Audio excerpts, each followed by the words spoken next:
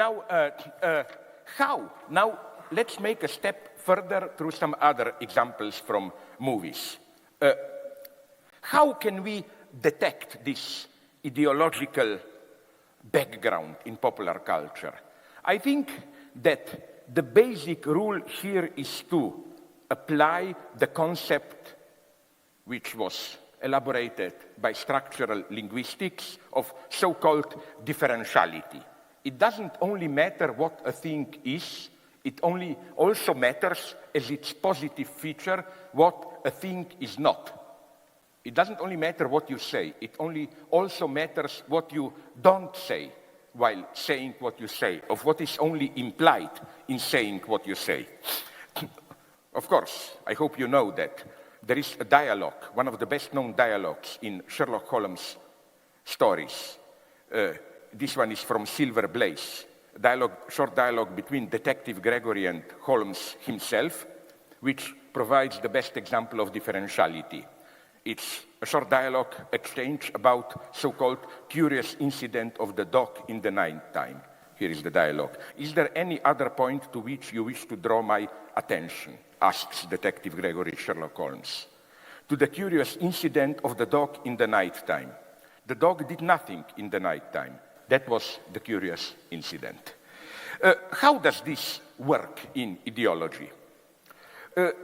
There is a wonderful joke in Ernst Lubitsch's masterpiece, Ninochka. The hero visits a cafeteria and orders coffee without cream.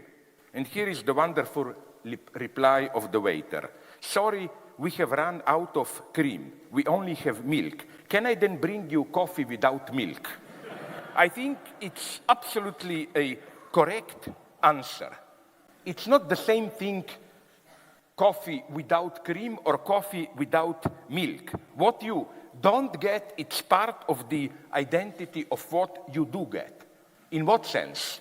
Because if you bring this logic to its extreme, you can also see how a double negation, when you don't have just, when you do not have, in this case, coffee without cream or milk, the result is not zero, but what?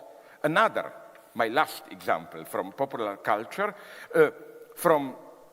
I think it's from early 90s. You remember the movie with Ewan McGregor before he became a Jedi, when he was still playing working class guys, Brassed Off. The hero accompanies to her home after their date a young, pretty woman who, at the entrance to her flat, tells him, "Would you like to come in for a coffee?" He answers, "There is a problem. I don't drink coffee." She retorts with a smile, "No problem. I don't have any." What I like is that, you know, what you get through this double negation is probably the most not vulgar but open erotic invitation. Like, that's my point. I invite you for a coffee, then I negate coffee, and the result is not zero. The result is pure invitation. Why lose time with such dialectical jokes? Because I claim they allow us to grasp how ideology functions.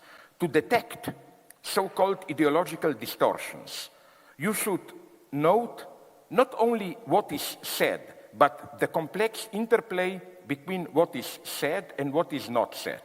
Which unsaid is implied in what is said? Do we get coffee without cream or coffee without milk?